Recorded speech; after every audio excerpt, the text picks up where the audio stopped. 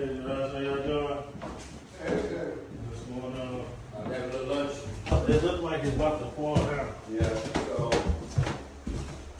I noticed it yesterday morning when I touched it before. Come back in here. You see the crack down here. Yeah. So this whole thing right here is about to go. This whole big piece right here is about to go. Oh yeah, it looks completely different. It's about to fall. If we paint this like a solid color, you know, but I do think it'd be more like of a cleaner look If with it's the tile. towel all I'm over. okay with the towel going down. Yeah. I'm cool with that. I had What's that for? Your fan. Oh, okay. Oh, the controller. Okay, got you. Yeah, you know, we got gadgets over here, you know, so it's all time. You know, we got gadgets over here. Let me get you a low, medium. 2, 1. What's going on, y'all? Welcome to the Pull Up Experience. We have another great edition for you guys, episode 219. And listen, guys, this is episode if y'all have been a real watcher of the Pull Up Experience, then you guys know we had episode 5. What's it? Episode 5. Episode 5 with the man, myth, the legend, Mr. Jamal Rodgers, y'all. You know what I'm saying? And if y'all know anything about wholesaling, real estate investing, getting your credit together, and just overall being a personality so that a person need to know this is the man right here. So without further ado, and by the way, this is episode 3.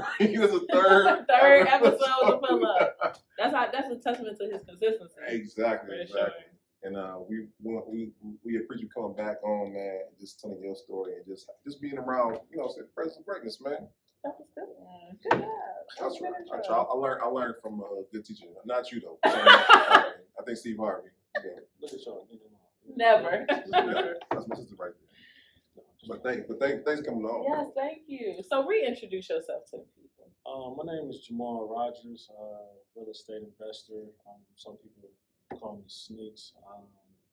From Cleveland, Ohio. Been born and raised in Ohio. Been in Cleveland my whole life. Do real estate, do business consulting.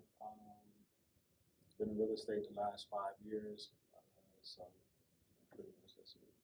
Well, we've been started, and we almost at 3 years, and we know we've been rocking with you since we started. Yeah. Again, you were one of our first 10, and now you are well past our 200th episode, and that's a testament, I guess, to both platforms, our consistency for sure. What we love about you is you be outside, for real. And you've transformed so much where people who are outside see a great deal, and they're like, let me call Sneaks and see what he thinks. How did that, so let me go back. For those who do not know, how did you even get started in this game? I like your story. How did I get started in real estate? Yeah. Or just I got started in real estate. It was something random. Honestly, I was watching The Breakfast Club, and I seen Mark Whitten. He had an interview on The Breakfast Club. Come on, let's talk about that. Yeah, you know, he had an episode on Breakfast Club talking about real estate wholesaling. And normally, when I watch The Breakfast Club, it's always like an artist or somebody different. So I was like, let me see what he's talking about. It intrigued me. I was coming from a transformation to something different. So a lot of people, know me as Sneaks because I used to sell shoes to a lot of entertainers and athletes. So I was trying to find something different. And then I seen that interview. And then once I seen that interview, I looked into it, and then I was just so intrigued with it. And I wanted to learn more about it. And that's how I got into it. So moving from that, I like that you saw the information was available and then kind of just stepped out on faith. Have you always been rooted in faith? Oh yeah, for sure. Growing up, my parents, they had me go to a Christian school. It was called Calvary Center Academy. I went there from kindergarten through 8th grade. It was, Christian based, so it was a lot of, rooted in faith. But once you get older, you learn things on your own. But it goes back to the journey. Like I said, after watching the Breakfast Club interview, I think that was probably 2018, mid 2018, when I was watching the interview. Then my mom ended up getting sick later that year. the following year. She ended up passing in February 2019, and that's where things like kind of really changed. So I wanted something different, and I just kept on, just asking God, like, just, you know, pull me to something different. I remember I was having a conversation with my father. He was telling me just read Proverbs chapter 3 for 30 days, and I guarantee you it'll change your life. And it really did change my life. It let me open up some doors. I started getting more invested in church. I really didn't want to have I stopped talking to women. It was a lot of different things, because I wanted to know this. So I knew that I had to sacrifice and give up everything that I loved. It was a period from, like I said, people know me as the shoe guy. Like, I wasn't buying myself no shoes. I wasn't buying myself nothing. I wasn't talking to nobody. I wasn't dating. All I was just focused on was just learning this real estate, going to church. Then I started serving at church, and I felt like God was just working with me. And then once I started going to church, I started serving. I felt like God was helping me with my social skills, because I really was just in a business where people would come to me, and I provide what they need. So, I'm out in the parking lot, serving, waving to people, saying, "Hey, how you?" in parking lot ministry? Yeah. Okay, shout out to you. So, That's what's up. excuse me. So, I'm waving, greeting people, and I felt like, God, I felt like He used that to, for me, better me for the future, because I'll never forget one of my guys, Jason at the church, and I'll never forget, Pastor had us on stage. He wanted to call some young men on stage, and I was like real nervous. He told me like, "Mom, don't be nervous. God could be preparing you for something in the future." And this was like right in my beginning. Then years later, end up doing events, speaking on stage. So just like those little things that God be doing, in the beginning, sometimes you really don't be paying attention, but it just goes to show that, I was just really focused, and I knew what I wanted, and I had to go. I didn't want anything to come in between that, and I stuck to it. How did you push past the, I don't want to say nervousness, but for lack of better terms, because when you're used to people coming to you, it's easier to interact with people. When you have to be the one to kind of put yourself out there, that could be a process for a lot of people. Yeah. What are some of the things that you do to push through that process? It was definitely a change in aspect, because I went from a business where people knew me for one thing, and then I went to a different transition where, I was still stuck in that. I was still stuck in wanting to be known for this person. I was selling shoes to these athletes and celebrities, and it was a whole different transition. So I'm a firm believer, God would take everything from you to humble you, and I needed that. So literally took everything from me. I had to, build everything all back up, and it didn't happen overnight. So it took some while, and then I just obviously kept on seeing how to live in this light right here. I just kept on seeing that I could see this light, I could touch it, but I just always wanted to get to it, and I couldn't touch it. But I knew I had to give up everything. I got baptized. It was I had to give up everything in order to get to what I needed, and He blessed me 10 times more. So I want to talk about that. And the one thing I love about our podcast, but I don't be biased, but talk about that journey, because I feel like as a man, no shade toward women, but being an entrepreneur, being a man, and I'm a father. Yes, sir. So all these aspects all play into you trying to transition, right? What kept you motivated? Because I'm pretty sure, and we'll talk about that. I'll talk about the beginning days of those deals that didn't go well. How do you stay grounded in that? Because I know for me, when those deals fell through, I felt like, oh hell no, what I'm saying, giving up. What kept you going in those moments? Well, I started off wholesaling, so people don't know what wholesaling is. It just Marquita, I know you said last time. Yeah. You guys You got to refresh my memory. It just, you want to sell your property, I come in, I give you an offer, I find the end buyer, Keita, she's the end buyer, boom, then I'm the person in the middle, and that person in the middle gets whatever the fee. So if you're selling your property for $50,000, I come to your agreement on $50,000. I come to her, I got a property for $60,000. I get the money. So I started off doing that. Like I said, that's what Mark Whitten was talking about. And it wasn't easy, you know. So nothing, you know, if you ain't working towards nothing, and a lot of times, you know, business people want everything handed to us. You know, I've always been a person like anybody that like if people follow me now, if you know me as a kid, you know how I'm dressed, how I am. This is nothing new. So it's like I've been the same way, like from as a young guy, but I've always been about my business. Never, you know, never trying to play nobody, never trying to do nothing crazy. Always, you know, had different levels, and I feel like God, he elevated me at different things, you know. But also at the times, you know, when he elevated me, I had to go through some different things to figure different things out, you know.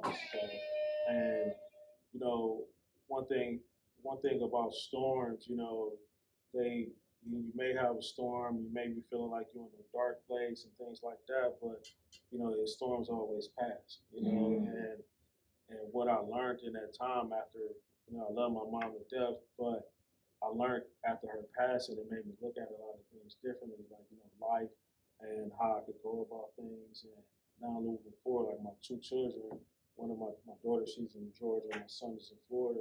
And now that, you know, I'm traveling back and forth to see them, monthly, if I was in the same position that I was a couple of years ago, I wouldn't have been able to afford to be able to do the things I can to be able to make sure to be in their lives like how I am now. So it makes you, you know, when you got a goal and you know you want to do something, you're gonna do whatever you got to do it. You know, to be into my kids' life as much as I am, even though they don't live here.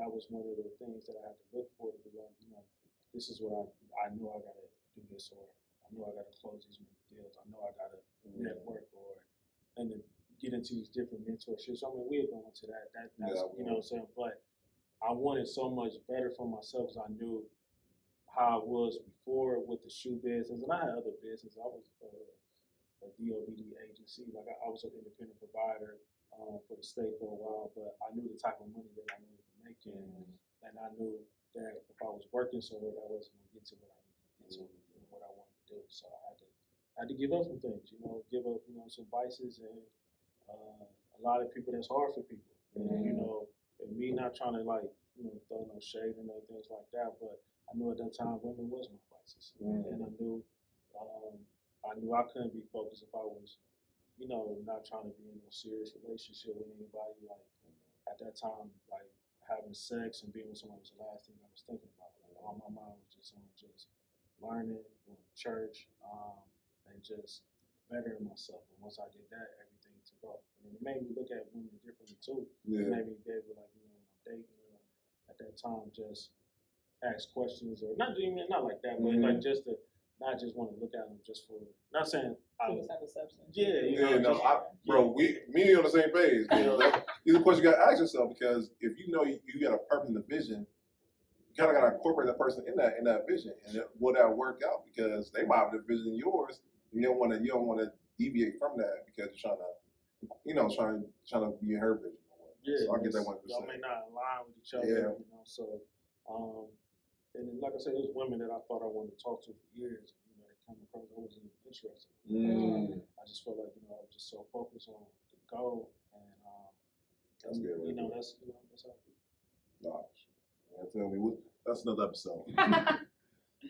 Excuse me. So, oh, go ahead. No, I'm sorry, I got you, madam. No, go ahead. Okay, no, but I did want to talk about cause mentorship. I know it's something that now you're an advocate for. You have mentees, but you have mentors. Right. Let's talk about that, because I don't think enough of us as a people. So I know mentorship. I'm not saying it's new to us, but like the importance of paying for mentorship is something that's new to us. Mentorship is everything. Like I said, once I seen Mark Whitten, I seen he had something. I ain't gonna say it was a mentorship, but it was something that he had that he was offering. I got into that. It wasn't really, not saying that it didn't work out. So I wanted more. So I ended up going on Facebook, and I was just in all these real estate groups. So that's anybody, if you want to get, man, Facebook would be your best friend. So you can find anything you want to find, groups, whatever. So I just started typing in real estate group, real estate wholesaling, Cleveland wholesaling, like all these multiple groups. I just started typing those up, and then I came across this guy named Ed Hayes, and he was having a mentorship. And this mentorship wasn't that expensive at the time. I was like, man, let me just go ahead and do this. And then I got into it, And once I got into it, I was like kind of like one of his first mentees. He taught me everything I needed to know. Then over time, I ended up start connecting with other people that was in the city, like like Xavier, Nick Drake, those guys. Those guys helped me out along the way. My guy Devon, we like those guys really helped me out. But that was the first mentor that I had, and he showed me everything that I need. We still talk to this day. We have conversations. I hit him up about certain things. Then later on, we talk about other things like credit. So it's like it's kind of crazy like how the roles reverse. You know what I'm saying? Like once you start doing things different. And let me ask you, 'cause levels to that thing too, because like I'm pretty sure with Ed Hayes, like you got to a certain point, you're like, okay, I gotta go to the next level. I have to, see someone else who has that skill set I'm looking for or whatnot.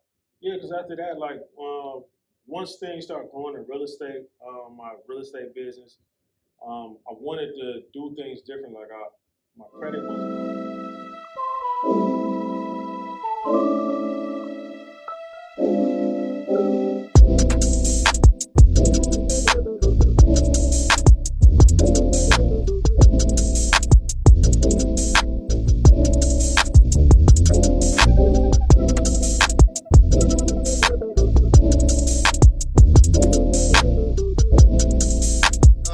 This is a great time in Cleveland tonight, and I think what we look at is black excellence on display right now. I feel blessed. From the moment I walked in the door, I heard Mr. Wheaton and congratulations and everything. Now all the way up to upstairs, same thing, man. It's a blessing. I am feeling really grateful, very blessed. It's just an amazing experience to be able to be in the room with so many amazing people and people that are game changers and world changers. That's breaking bread and making businesses in Cleveland, Ohio. This is a night for the books for not only Cleveland but Ohio. I'm so proud of Tenora. That's credit. So I got into mentorship, recession proof. I didn't get into it to try to fix people's credit. I just got into it because I wanted to fix my credit. You know what I'm saying? Like I wanted to fix my credit. I wanted to do all these different things. But being in that mentorship opened up so many doors for me because I never forget. Like I got into the mentorship. Once I got into the mentorship, we had it was a conference. I went to the conference and I met so many great people at that conference. And that was my first time just leaving. I go to real estate meetups in Cleveland, but it was just like, maybe over 1,000. I think it was in Miami, and it was just so many people and so many young black people, all about business, all about networking, all about connecting, and that just open everything up. And to this day, I'm still cool with a lot of those guys who do different things together. But that just seeing that and seeing it's other people that want the same thing for me. I invested about like $5,000 into that mentorship. That's not that's a lot of money. So. And I got a lot out of it in return, and that opened the doors for me learning credit to start like a credit repair business, learning business credit. That opened up the door for that, and at the time, it's got me into like Airbnbs and rental car business. So all these different things outside of real estate, like different like passive income that can come in, and that mentorship opened the door for all that. No, absolutely. Shout out to Marcus. I'm happy for that because recession proof. I feel like you guys are great when it comes to building a network within the community. It's not just about the leader. It's like everybody is serious about eating or whatever, which I like. So that leads me to my question, which was your diversified portfolio, because you have jumped into so much more from our episode 5 to now episode 19. 214 episodes later, and it's like it's way more than real. There's more. It's all still connected, which I like. Like it's not like you just doing something totally off the wall. It all goes together, but it's way more than just wholesaling. So, what are some other things that you have dabbled in, and that you take serious still? So, when I got into the mentorship, like I said before, then I was always just doing real estate wholesaling. That was the only thing I was doing. Then I ended up coming out with credit repair, ebook, do it yourself. Then I ended up doing consultations, and that led into Airbnbs, and then that led into the rental car business, and then now for fixing and flipping and buying a home. So those all those different businesses, and then also too, like I had scaled back on the Airbnbs and some with the cars because I was getting so many car accidents from my renters. So then one of my guys was just telling me like, "Mark, you just stretching yourself thin, like you just all over the place." And one thing I can say, like, you know, being in the mentorship and seeing those different things, like you don't want to just sit here and just do everything that everybody else doing. And I can't say like I did do this because I felt like, all right, this could work, you know, this work. And it was kind of taken away from a lot of other things, like from my real estate wholesaling. It was taken away so much. So I like, let me get back to what I know. You know what I'm saying? And once I got back to what I know, I started doing more deals, like real estate wholesaling deals. And then I had some stuff going on with my cars, and it was just like, man, I don't do this no more. And then one of my guys, he just like, "Mom, man, you've been doing this wholesaling for so long. Why don't you just start just fixing and flipping?" Like I bought houses, sat on them, had tenants, like things like that. But I had never really like started fixing and flipping. And then, you know, he put me together with his lender, and you know, things worked out, and that just, you know, made everything, you know, just it took off. You know, that was something at the time, you know, me and my girl decided to do together, and it was like, you know, this is something that we could do, you know, together, and just see how it go from the future. But if I didn't do that, I wouldn't be where I'm at now, you know, because I look at things differently, like from wholesaling, knowing the aspect, you know, of wholesaling, and then when you get into fixing and flipping, it's like I know it. I'm coming in as an investor aspect now, not just a wholesaler. So I know. So I know how it is, like to, you know, even though I'm always analyzing the deal and things like that. So when I'm talking to these other wholesalers or other people that's agents and things like that, I know what to look for, you know. So different viewpoint. Yeah, I got a whole different viewpoint now. So like I said, that, you know, that's what I'm doing right now currently. I see, and so I be watching, so I know like pretty much once a month, Jamal closing another deal. But you know what? I like the transformation. So he'll buy like a 2-family, and it'll be like somebody lived in there forever. I mean, they kept it up as best they can. They moved, and then he'll go in, and then bam, the next story is like new floors, new paint. I think one time I saw, which I do want to talk about because a lot of people don't stress enough. Even when you do everything right, you can have the right contractor and something can go wrong and now you got to reinvest. Because I saw something where it was like, we had brand new floors, we got paint, the paint got on the brand new floors, and then we had to reinvest to get the new floors done again after we just got them done. It was like, dang, I don't even move in yet. Yeah, so certain things that happen, like, you know, one of our first flips, you know, I go to that, but right when everything got done, somebody broke into the house. They stole, like, you know, hot water tanks. They tried to steal the furnace. So that kind of like set some things back, kind of messed some pipes up in the wall. So that set some things back at that time. And then like what you were just talking about, I'm not going to say it was the cleaning lady. I'm not putting it out there. I'm not going to say it. But whoever it was, they didn't clean the floors correctly. And by them not cleaning the floors correctly, it started chipping off the floors. So it was just like, it was so much of it that I couldn't just hide it. So I ended up having to replace the first 4 floors. Bro, hold on, time, because you so cool temper, calm. I would have been like Bobby Knight on Game 7 or whatnot. How do you keep your temperament when things don't go right in those deals, man? I've never been like a, you know, like how I talk now. Like I'm actually talking louder now because we're doing an interview, you know. So I've always been like a cool, calm, level person. Guess I wasn't happy, you know. Me and my contractor, we worked something out, like, you know, taking off something on something else because, you know, something that happened with him, like during the process. Like we started on our house, it was supposed to have been 2 weeks, and that was the only reason why I got the house for it to be done in 2 weeks. But then something happened with one of his workers, stole some money from him. So he had to find like a whole new crew. But I like my guy, you know what I'm saying? So I'm rocking with him, you know. He did, you know, he keeps it, you know, keeps 100 with me. And I'm learning through the process too with this, you know, with this fixing and flipping, to be more hands-on, asking things like, why this look like that? Why that look like that? Or for them to know the level of expectation that I want to look for when I'm selling these houses. Because right now, I feel like, you know, when we're selling these houses, we're controlling the comp. So, you know, like you know, 44120 area, you know, we got houses going up for $150,000 plus. You know, Really? right now we got one of that house got an offer in at 180. So, you know, like I said, we're controlling the comps up. I like that. Tell me about that, bro. Because like, so I'm talking from an agent's point of view. As right now, we talking about in the current housing market we're in, how are you still able to find deals in a market that is undersaturated, where there's not enough inventory? How are you finding deals in a market like that? Honestly, that house I bought it high.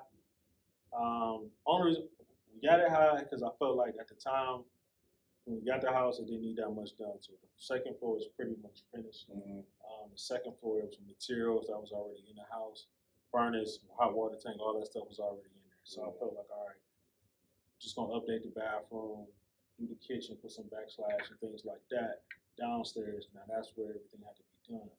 But after getting the property, start finding out things that was, you know, end up coming up. You know, had to update some electrical. So other things, other additional things start costing adding up. But, you know, going over the budget that I had, you know, so, but as far as like finding a deal, that was a wholesale deal that was sent over to me by my guy Ant. One of the other deals that was sent over to me by one of my friends. And there's some deals that I still like. There's a couple properties I bought, like, you know, on the west side that just offered them, just off the market. I was able to talk them down. Like I bought a property, it was like $50,000, and no, I think it maybe more than that. I think it was like 60, and they're talking them down like $40,000. So it was like I said, there's some properties that I bought on the market. So even though like I'm known as a wholesaler, but shoot, I didn't, you know, been able to negotiate with, you know, your age. So like be able, if you know, if your seller, if they desperate to sell just because it may be on them listed for $100,000, I'm coming in, I'm telling them I'm paying cash for it. I got $70,000. You go back to them and be like, all right, how fast can they close? And they may accept that offer. So like that's how been able to find different deals. Like I got a deal. It's crazy that I'm over here now. Like I was actually in this area like 10:30 looking at a house that I'm gonna go ahead and put an offer in, like literally like right around the corner. Yeah, nice house. Dropbox. Sure. No, shoot, you ain't playing. So what I like is you are able to close deals fast, and I think that's a testament to, I'm assuming, a team. Who would need to be on your team? Like if I'm a wholesaler or investor, obviously those are two characters on the team. Who else is a part of this deal with us? Oh, what you mean? Like somebody, I guess, will have to be the title person. Oh, so like the process of wholesaling and getting the deal closed. So like I said, once he sell the property, I bring you in as a buyer. You go to the title company. I always try to have control of my deal, so I always try to pick the title company for the buyer and for the seller. Okay. And that way I can have control of everything because I got relationships with different title companies. Because you want on everything too. Yeah, you want to have control because if you don't have control, like American Patriot, that's one of my best title companies that I deal with, and Bill over there, he keeps it 100 with me. He tell me what's going on, front and back. Y'all taking notes, man. That's good stuff right there. So it's always good to build good relationships with different title companies, so you can be in control. So I have you come in, let you know like it's an earnest money deposit that's need to be put down. Okay, you go to the title company, me and you will sign an assignment agreement. And then me and him, we sign a purchase agreement. So once me and you, so I'm assigning the contract to you to purchase. I'm gonna sign. Well, first, our agreement, he is signing it over to me. So basically, just when you wholesaling, you just flipping paper. So he's assigning it over to me, giving me legal rights to actually market this property. That's why I say it's a sign. So once he does that, now I'm assigning it over to you. Okay. And when I sign it over to you, now we do a signing fee or a marketing fee. And that's my earnest money. I'm well, the earnest money is just more like a deposit. To be like, all right, well, I got invested interest in this property. Okay. So you for real? Yeah, that you serious. Because some people, that's how like people out there, somebody say they want to buy a house and they ain't trying to put earnest money down, and let you know they ain't really serious for it. Okay. They're the middleman. Yeah, basically. Now, does that happen where it's like, I'm a wholesaler for the buyer, you're a wholesaler for the seller, let's work together and split it? It happens all the time. I'm glad you want to talk about it, Gary. a lot of JBs, a lot of daisy chains. Man. So that means like you come to me lying like you're a buyer, like, yeah, you know, I'm a buyer, this, and that. Like, all right. Then you go ahead and try to do the same thing I'm doing, trying to find you another buyer. And like I don't mind like and that's the thing too, like I started off wholesaling, but honestly the last 3 years of my business has been strictly JBs. The only that's like joint venture working with other wholesalers. Because I seen the look in her eyes. She ain't know what you're talking I about. got that part. That was like the one thing I did get. Yeah, so a JB is a joint venture, so that's like, you know, if you know he bring me a deal, you bring me a deal, and I'll bring the buyer. So a lot of people know that I can close. So I got good buyers, good relationships where I may buy myself. So people bring me their deals, and I've predicated my business the last because I'm doing so many other different things. It's kind of hard for me to still be out there to like look for deals and find deals. Yeah. And, like somebody will send me something, and then you know that'll be something different. Then I have my own deal.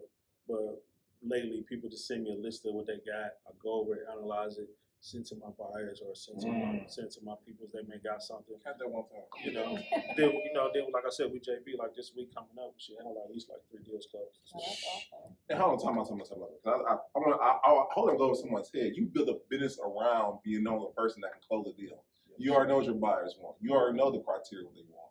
And you already know who to send it to. I know to send this to Bill. I know to send this to Mark because this is what they're looking for. A two family in this area for this price amount. Yeah, for sure. And I don't think enough people understand that alone right there is a business in itself. Yeah, for sure.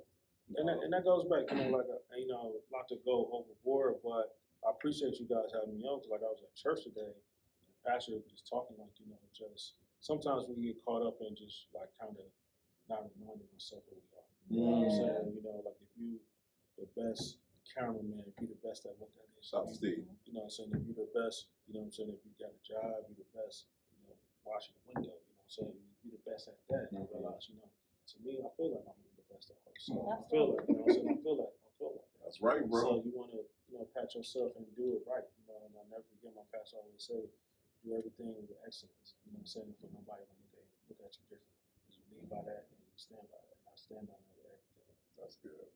That's good. And I know, but y'all remember from my first episode, I remember I said y'all before. So we firm license, right?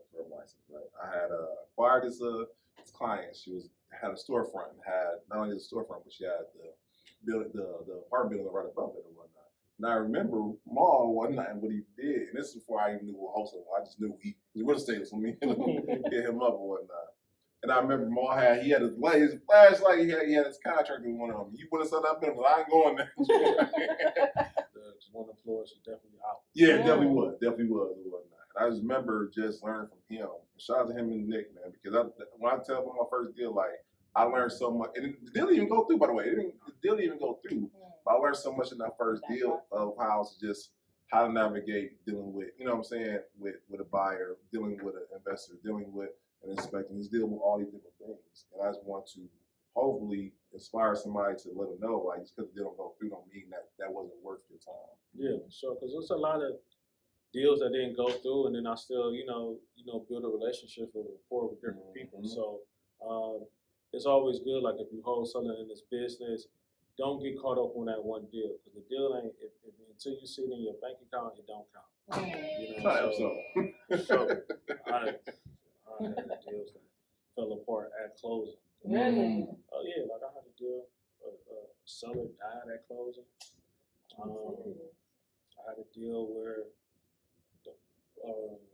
somebody they funded the deal, but it couldn't go through because something with the house, something the title company messed up. It's like a lot of things that happen in real estate. You know, I'll never forget a deal that me and Xavier was doing.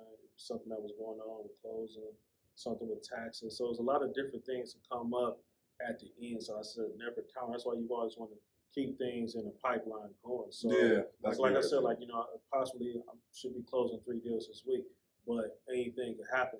You know, hopefully it don't, but anything could happen right at that last minute. Something could come up at title where something last minute or some extra additional fees or, you know, come up. Like, matter of fact, one of the deals that we about to close, we had to shorten our percentage because it was a water bill. So the seller didn't want to take on that water bill. So in order to get it done, you know, me and the individual that's involved, and we're just going to split it. We're going to take something off our fee to cover the water bill for done.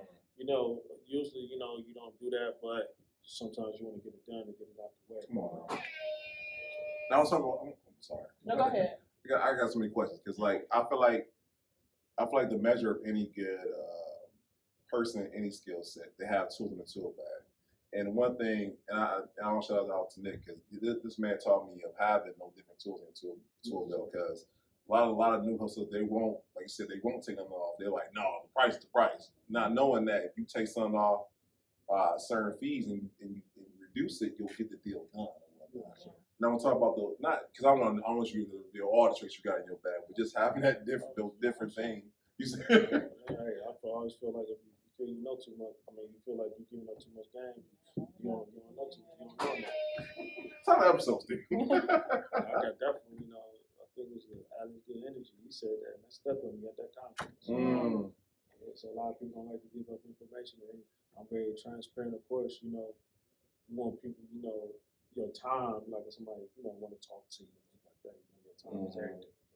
But I'm a very transparent person. Anybody that know me, they hit me up, they DM me, they want to ask me questions. Yeah. You know, I don't mind talking to them, telling them certain things or plugging them with whatever I got to plug. Connecting them. Like I ain't never been one of those type of people. Not gatekeeper. No, I love that about you, bro. Now, when I used to come to shoes back in the days, I wouldn't give up the plug. You know, that's a different story. Would you ever go back to the shoes stuff? Because it's like, I know you know what I mean? They be looking for you. You know, it be calling me sometimes, but it be a headache though. So it's just like, you know, I still look out like if somebody needs something, they can't find something, and you know, but it be a headache and it take up too much time, like, especially like the holidays. Like, you know, everybody want to get something, so I may place some orders, and it's like I gotta go here and drive here and drop them off and mail it. Boom, boom, boom. It's just like I ain't got time for that. Like I'm thinking about maybe probably, you know, put my son in that type of position, you know, but I don't want him to have to go through what I go through because, you know, once you're in that type of business, like honestly, it wasn't no different than the drug game. You know, it was people like on me, but I got shot at it, all types of crazy stuff. Oh, shoot. Yeah. So it was deep. You know, That's crazy. You know, because people at the end of the day, they know you got a product, and they know you got probably more than likely either got some shoes. Like to me, I was always so if you wanted something, I would take an order. I never had anything on me, so I wasn't like a store. So it was like I made my money on top, and people knew at that time like you got to spend a certain dollar to mess with. You know, it wasn't like if you had not like that. But if you ain't had that dollar, then you don't even waste my time. So you know, people do it. See, like at the end of the day, like they knew they had to, you know, to get to me to get what they had to get to. So, and if anything I could take from just your overarching story, you're a person of value, bro. You come from a place of value that people have to see you as value, not only see you as value, but know you as a person of value. You know what I'm saying? And no, bro. Because like I said, I think from episode 5 to 219, bro, you transition in every aspect, like personal knowledge, value, and you can contribute in any facet, though. I appreciate that. No, that's what's up, man. So I like that you said that you're a person of value. You are also, as you know, the connector in the city. So if I can't get it or I'm thinking about doing it or I want to try it, I know I got to call you because you're going to plug me. What can somebody do or some characteristics that you Tired of carrying that load? Drop the house. Gutter Properties will buy your house as is with offers up to $300,000. Need serious repairs, liens, taxes, or judgments? We'll work through your unique situation to get that house off your back. During your free, no-obligation appraisal, we maintain social distancing and take every precaution to ensure your experience is safe. Drop the house. Gutter Properties. Call us or visit gutterproperties.com today. as part of being connected to you? I feel like if you know, what I had learned and what I did, I feel like I wanted to add value to different people. If I wanted to learn something, if it's something like, yo, you need something, or because you never know, things will go back. That don't mean like you like kissing butt or nothing like that. It's just like, look, you know, what I got to do, you know, like just to learn this or this and that. So sometimes you may never know, like, you know, a person may want to like, look, do you need me to go find some houses for you? Do you need me to give you some addresses?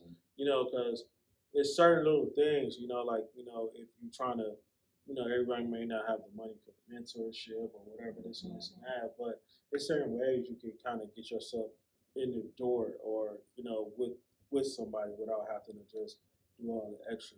So as far as like somebody trying to connect with me, give me, I'm not the hardest person to find and connect with, but if we trying to do something different like mentorship or one-on-ones, that's something we can talk about, and go from there. But I don't mind like, connecting with somebody again, somebody want to talk, or they want to analyze a deal or anything like that. Protective of my time, so As it should be. and that's the thing too, like, what I got caught up in, I was just doing so much stuff for free and not really like, capitalizing, not saying it like that, but Oh, hit that buzzer. Thank you. yeah, We try to get Brandon out of that. but can definitely, stretch it thin a little bit, because, like I wanted, like, even just for credit, like people hit me up about a credit or go with a report, and I was like, man, that's timely, but I want to be there to help people. So that's something I'm trying to learn, like how to, get that certain thing in the business like automatic, because I'm so hands on. I do so much on my own. It's hard to like relinquish other things, other tasks for other people. So that's something I have to learn. So. And I also want to like, and so I want to give you your flowers too, bro. Because like I've seen you as far as you being more in speaking engagements, being on panels and whatnot, bro. And, you know what I'm saying? Big transition from episode 5, you know what I'm saying, to now whatnot. How did you get to? Because it's one thing to have the knowledge, but another to explain the knowledge that you have and whatnot, be able to speak on it and whatnot. I've been a firm believer of I never wanted to speak on something that I wasn't doing.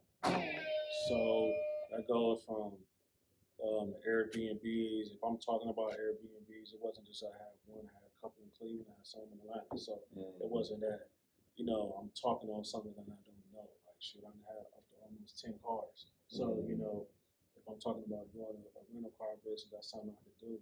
Wholesaling, I done probably wholesale over 500 houses. You know what I'm saying? Probably, that's like probably way more than that, fix and flip. So it's like, I'm a firm believer, like, so many people get caught up in, in this internet trying to sell products and do all these different things, but they actually not doing those things. And I could, I could back it up. Like I could say, like, I didn't honestly I didn't made over $100,000 in 1 month over a real estate wholesale deal. I could say Get that. receipts. Yeah, I could say that. I could say that I done fixed and flip this house. I could say I done fix somebody's credit. I could say I done help somebody get their first house. I could say that I done got somebody funded for over $250,000. I could say I could do those things. I have those, I have those receipts to back it up. So I'm a firm believer. Like, don't, a lot of people want to sell products, but I only talk about the things I'm doing. And if I'm not doing it, I'm not talking about it. I'm not trying to help nobody do it, because I don't want nobody asking me something I don't know. We've seen people who, I know those people who they one step ahead of the person. They're like, I set a mentorship. I'm one step ahead of that person.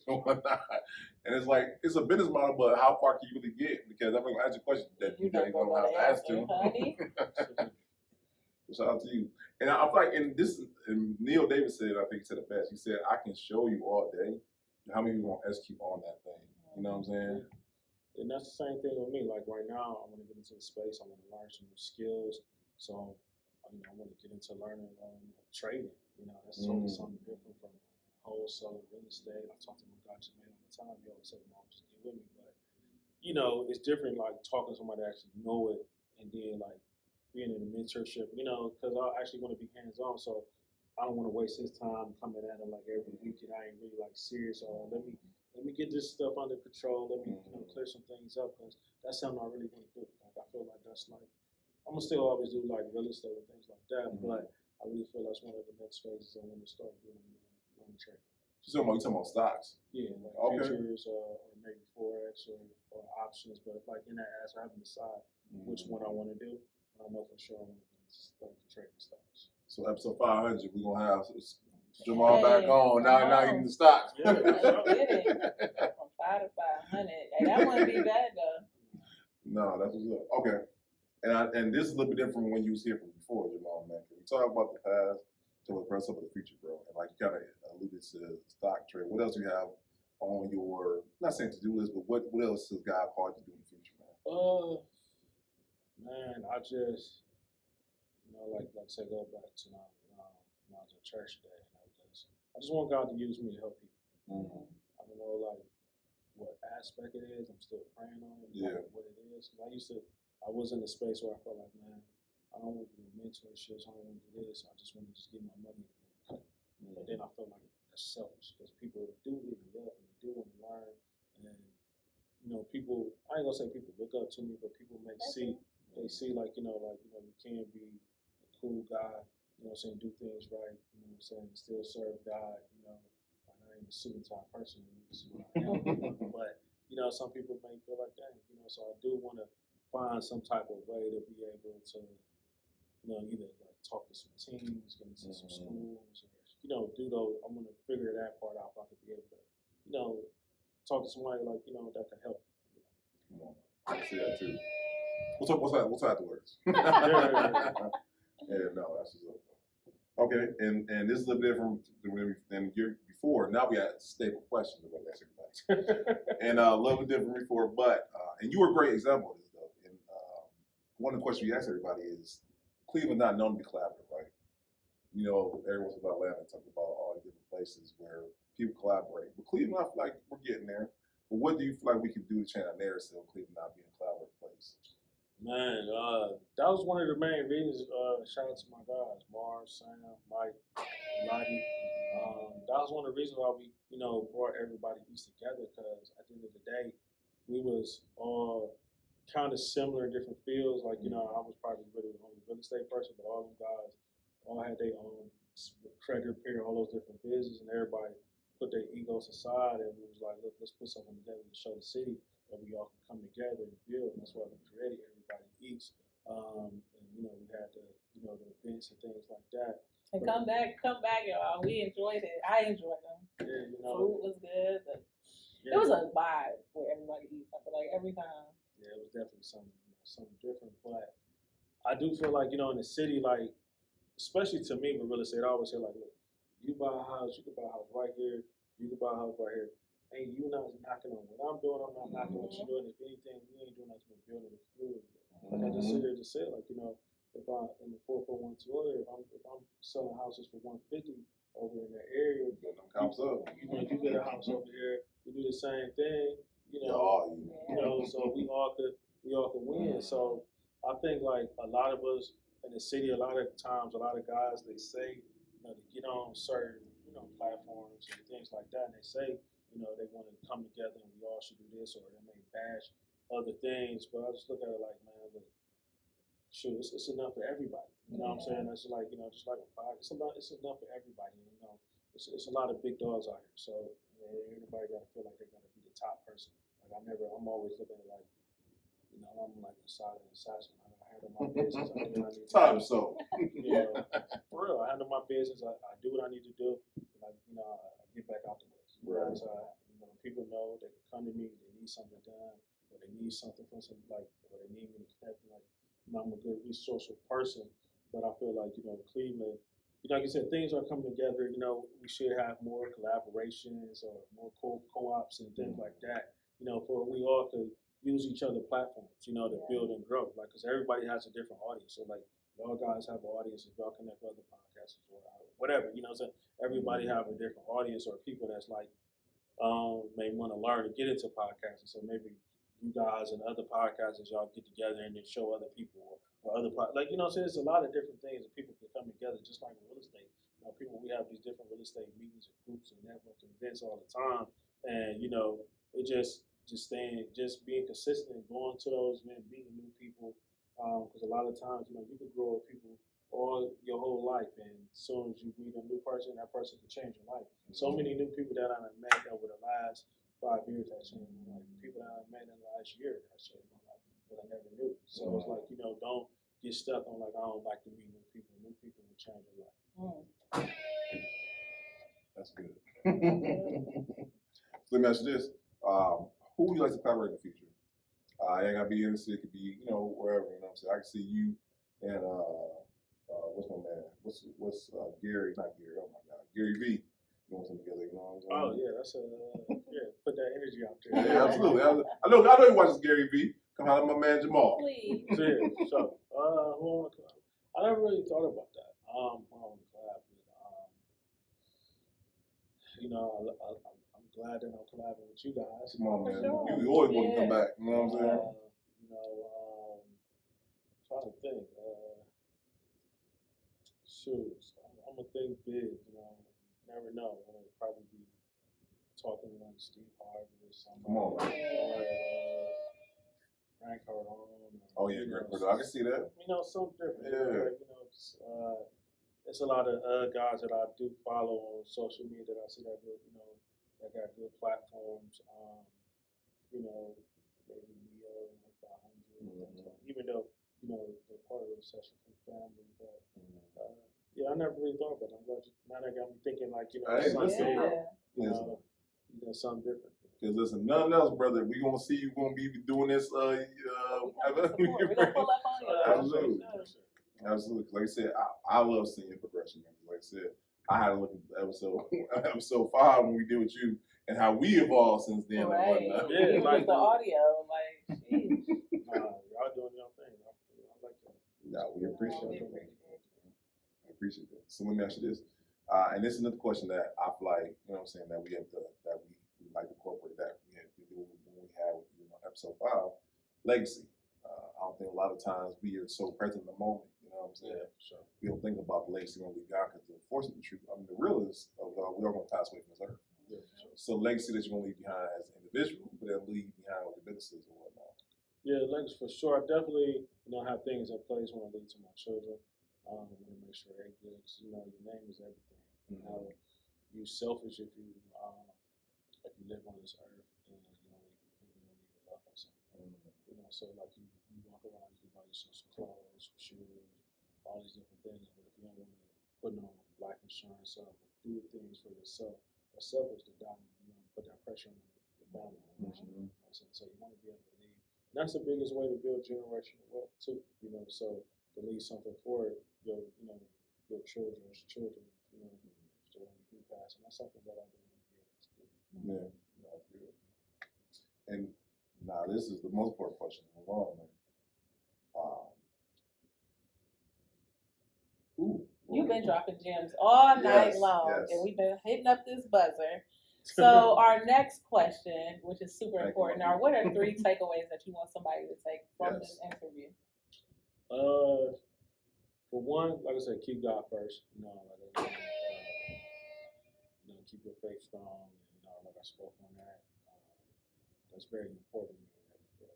If I didn't have my faith in God like I did, I wouldn't be where I'm at. So, we still always have our hardships and things that we go through, but at the end of the day, I always know God will be here, my back no matter what.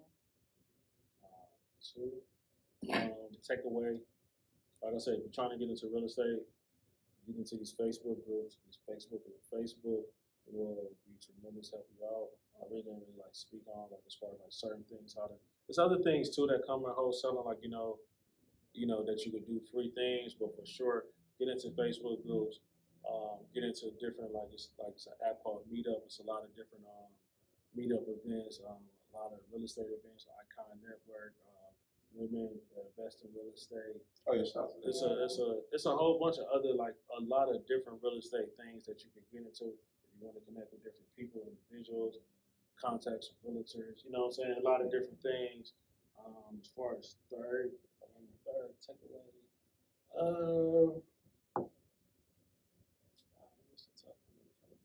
we talked about so much. Yeah, you know what I'm saying? So much. It don't matter really what you talk about. It all was a great episode. We talked about so much. I guess probably just stay focused, and don't give up. Be the best at what you want to be. Yeah. So like I said, do everything that you do. Whatever you do, lead it with excellence. So if somebody paying you a certain amount to do something, do the same thing that somebody would pay you lesser like you. Because at the end of the day, you never know who you may know. You never know who that person may know, and you never know how. You may meet somebody this year, but you never know how things will be 2-3 years from. So a lot of people that I done did business with that I thought I probably would never do business or would have come across that I did business with. Like I said, we've been in a different transition. I never thought that 2 years ago be on the podcast with my pastor one time. You know what I'm saying? Like that was something I never thought that ever happened. You know what I'm saying? You know, but you know, so like I said, you never just, like I said, keep God first and stay focused, and you know, just create goals for yourself and make sure you know just don't get caught up into listening to what other people are seeing, what you're seeing on the internet, what somebody else is doing, because you know that could definitely sidetrack you and keep you off your goal. And then the last and most important question, which I feel is most important, how can people reach you? How can we stay in touch? How we can continue to support you? Where can they find you? Like I said, I'm on Facebook, Jamal Rodgers. I'm on Instagram, snakes.dissing. Snake.dissing. You can DM me. That's pretty much the best way. I forgot my Twitter right now. But the best thing to get in contact with me if you're on Instagram, DM. Okay. I answer my DMs. I go back and forth. I'm not one of the people. You answer your DMs? Because I swear. I may not answer my Facebook DMs because I'm don't see the messages. But on Instagram, just off the top of it. And all of that will be in the show notes below. So if you guys missed it or just lazy or whatever, don't worry. It's in the description box. Just scroll down and check it out. Make sure y'all let him know that the pull-up experience sent y'all. Absolutely. Now, more importantly, I got these two money men right here. We got to pay some bills. So the next thing I want to do is get these dates on y'all calendar. Yes. First day is going to be Sunday, June 9th. You coming through, Jamal, man? Oh, we are going to have a panel interview. It's going to be all about love entrepreneurship because everybody know as a boss, it's kind of tough to date people. And there's so many different just conversations to be had. So it's always going to be a fun time when you pull up to the pull-up experience, but it's also going to be introspective. Obviously, it's going to be a room full of great entrepreneurs, creatives, and different change agents throughout the community in the building. We will be at the 4 Bistro over in South Euclid. That is 4450 Mayfield Road, South Euclid, Ohio, 44121. June 9th at 3 p.m. Make sure y'all come see us. We got some great panelists. We got Philly. We got me. We got... who else we got? We got Cam, young part of Medusa. Yes, we got Cam and L from Speak Easy. We got the president of the Urban League. Young Professional Urban League. It's Colin Jackson. We have his beautiful wife for one night. So we have a great panel of people who are single, in relationship, and married who have navigated that joint. How you can too. So good time. And bring your questions when you sign up. Please Yes. give us a good question. You don't gotta keep. We gonna be honest, for sure. Very transparent about every. Absolutely, it's like conversation, but for entrepreneurs. Let's keep it like that. Facts. Next day, yes, Absolutely. we do. Absolutely. Because we want to know your perspective. So giving it to them, and then obviously just being in the right room is everything when it comes to networking, having creative meeting places. Definitely being in the rooms are awesome. We did it last month, and we did diversity, equity, and inclusion, which was an amazing talk. And even them trying to rescind affirmative action and how that is affecting everybody. So that was a big dope one, and we're gonna continue the conversation. But let's talk about it. Absolutely. Second date, I want y'all to put y'all on your calendar. First of all, go get your outfits because I'm gonna be doing press, and I want to make sure I come and see you because I'm gonna ask about you. But get cute, get great, get glammed up because we are going to have the Pink and Black Honors Gala. That is June 22nd at Severance Hall. Come through, Jamal. Yes, it is a wonderful, prominent award ceremony where we are gifting flowers to all those who deserve it within the city. Like I said, entrepreneurs, creatives, community change agents, anybody who is somebody in the city of Cleveland will be at Severance Hall on June 22nd. Again, that's Pink and Black Honors. You can buy your tickets at pinkandblackhonors.com. That's pinkandhonors.com. Make sure you all show up. It's a great date night, but it's also a great way to just be in the right rooms and help to celebrate these people, create those networks, create those conversations, understand who's doing what in the city, and more importantly, you guys can give a standing ovation to my bro, Not Your Average Agent, because I'm claiming it early that he's winning Entrepreneur of the Year. So please let me know in the comments that, first of all, that you did vote, and that second, you got your ticket and you will be there. You can go and get that at pinkandblackhonors.com. Again, that is pinkandhonors.com. The next date that we need you to know is June 4th 20th. June 20th. We are going to be at Launch Media Arts. Hey! So speaking of creatives, photography, videography, literally any type of creative visual you can have. Launch Media Arts is having a full-fledged opportunity for us to get together. So come and pull up with the pull-up experience as we continue to support those who support us. Launch Media Arts is going to be a time that is June 20th. Please make sure you put that on your calendar. Beat me there. Do not meet me there because there's going to be a time to be had. And if you are trying to document, if you're trying to create content, if you are trying to just understand who the right eye is, because y'all know that alien eyes photos. Of course he will be there. But we want to make sure that you guys are there in the building with us. So we will make those connections. Even if you are scared to get out your shell, just tap me on the shoulder. I'm going to make the introduction for you, and we will get those collaborative. I do it all the time. That is my superpower for sure. So make sure you guys are coming out. What else we got? I think that's it. Pull up with us to the podcast summit, and we're going to Atlanta, July 4th and 5th. Make sure that you guys come to our booth. We will be interviewing down there as well. So if you are there, make sure you put it in the show notes that you will be there. Also, make sure that y'all pull up on us because y'all know it's always experience when you come see us. I think that's it. You got anything else? Like I said, everything that they just said. That's right. In the show notes below. Shout out to our team. Brittany with Beauty Toad, Sam with Kirby Confident, Kwame, love the brother, Nakia to you, Wines, myself, Beneficial Bay, Steve with Alien Eyes Photos, Lady B as well, and then we also have Brandon, of course, Not Your Average Agent, and the Pull-Up Experience. But more importantly, shout out to you guys. Y'all are amazing. 7.7 million views. 7.7 million in less than 3 years. Who does that? That is amazing. Absolutely. It's nothing but the grace of God and really the opportunity for y'all to consistently support us. So thank you for all the likes, shares, comments, views, the laughs at Brandon and his outfit choices. We do not take any of it for granted, y'all. We love y'all. We appreciate y'all.